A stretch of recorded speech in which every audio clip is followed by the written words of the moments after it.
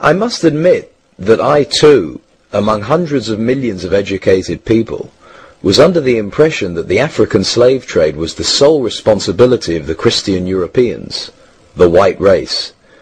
That is, until I started exploring the subject in greater depth, and especially after reading an incredibly enlightening book called The Legacy of Arab Islam in Africa by John Alambila Azuma.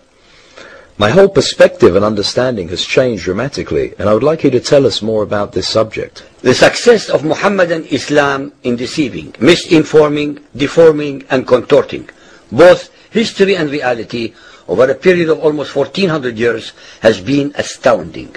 That is, until now. The greatest tragedy about this particular subject is that most of the descendants of African slavery, the black people in the Americas, around the world, as well as among the African blacks, are totally ignorant of the actual facts. Before we lose the concentration of our listeners, I would like to make the following statement and then prove it. That the worst, most inhumane and most diabolical institution of the black African slave trade was initiated, refined, perpetrated and implemented by the Mohammedan Arabs and later aided and abetted by the black converts to Mohammedan Islam. I predict that, as usual, the two subcultures, those of denial of facts and of political correctness, will attack us without once disproving a single statement and or conclusion that we make. Slavery was not created by the white races, because it has existed throughout human history and practiced by every tribe, culture, civilization, racial group and religion. In fact, the very word slavery has its root in the name Slav, based upon the Slavic peoples of Europe who were subjugated by other Europeans. It is not common knowledge that the Arabic word abd is synonymous with the meaning of slave. For example, Abdullah means literally the slave of Allah, and that in the language of the Arabs, all black peoples are called abid, plural, for slaves. While much has been written concerning the transatlantic slave trade, surprisingly little attention has been paid to the Islamic slave trade across the Sahara, the Red Sea and the Indian Ocean.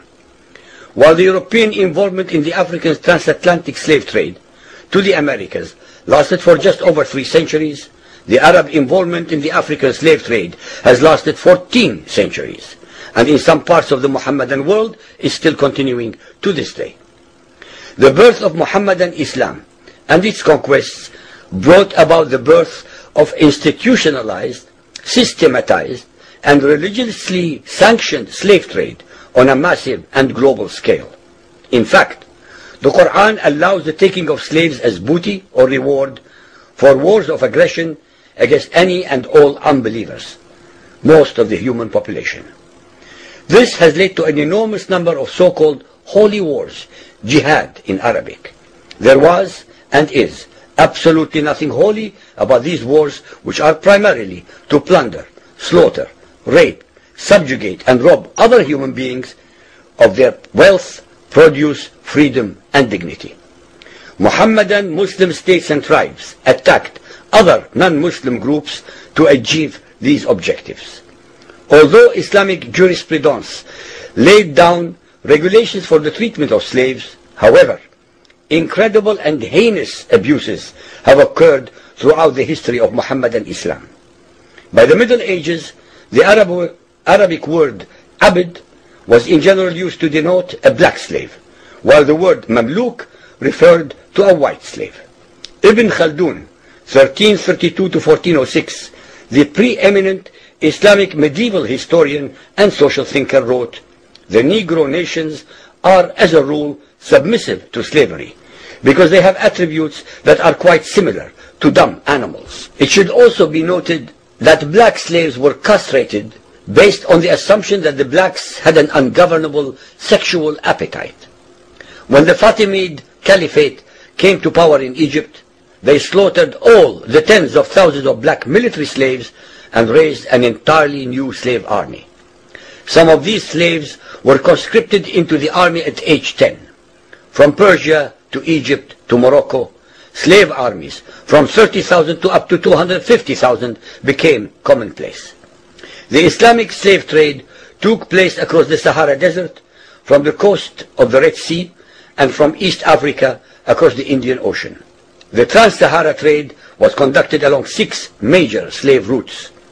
Just in the 19th century, for which we have more accurate records, 1.2 million slaves were brought across the Sahara into the Middle East, as well as a further 450,000 down the Red Sea and 442,000 from the East African coastal ports. That is a total of 2 million black slaves just in the 1800s. At least 8 million more were calculated to have died before reaching the Muslim slave markets. A comparison of the Islamic slave trade to the American slave trade reveals some extremely interesting contrasts. While 2 out of every 3 slaves shipped across the Atlantic were men, the proportions were reversed in the Islamic slave trade. 2 women for every man were enslaved by the Muslims.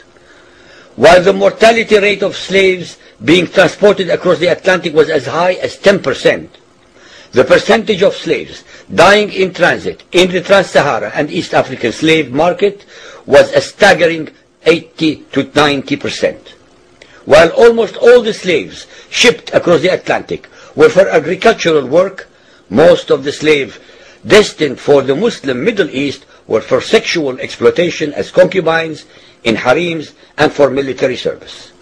While many children were born to the slaves in the Americas, the millions of their descendants are citizens in Brazil and the United States today. Very few descendants of the slaves that ended up in the Middle East survived. While most slaves who went to the Americas could marry and have families, most of the male slaves destined for the Middle East were castrated, and most of the children born to the women were killed at birth. It is estimated that possibly as many as 11 million Africans were transported across the Atlantic, 95% of which went to South and Central America, mainly to Portuguese, Spanish, and French possessions. Only 5% of the slaves ended up in what we call the United States today. However, a minimum of 28 million Africans were enslaved in the Muslim Middle East. Since at least 80% of those captured by Muslim slave traders were calculated to have died before reaching the slave markets, it is believed that the death toll from 1400 years of Arab and Muslim slave raids into Africa could have been as high as 112 millions. When added to the number of those sold in the slave markets, the total number of African victims of the Trans-Saharan and East African slave trade could be significantly higher than 140 million people. What is obscene about this whole subject is the Muhammadan, Muslim, and Arab culture of denial regarding their complicity in the African slave trade, as well as the ignorance of black Muslims about the reality of their past and present conditions. The statistics and reports above are based upon the logbooks kept at the African slave ports, ship logs, travelers' reports, eyewitness accounts, etc. Ladies and gentlemen, the facts and reality of Muhammadan Islam's complicity in the slave trade and their inhuman depravity are infinitely more devastating, more staggering, and more incomprehensible than all the nightmare fictions in the world.